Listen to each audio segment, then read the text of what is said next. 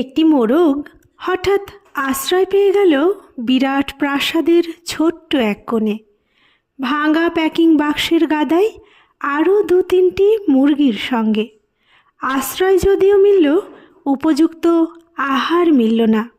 সুতীক্ষ্ণ চিৎকারে প্রতিবাদ জানিয়ে গলা ফাটালো সেই মোরগ, ভোর থেকে সন্ধে পর্যন্ত।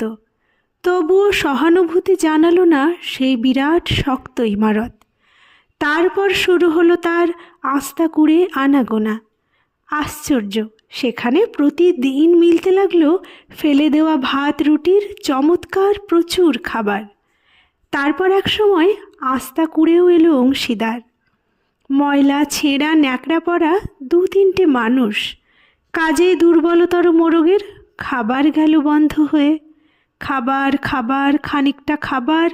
অসহায় মোরগ খাবারের সন্ধানে বারবার চেষ্টা করল প্রাসাদে ঢুকতে। প্রত্যেকবারই তাড়া খেল প্রচণ্ড।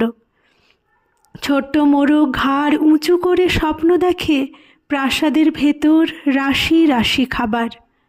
তারপর সত্যি সে একদিন প্রাসাদে ঢুকতে পেল। একেবারে সোজা চলে এলো ধবধবে সাদা দামি কাপড়ে ঢাকা খাবার টেবিলে। অবশ্য খাবার খেতে নয়, খাবার হিসেবে।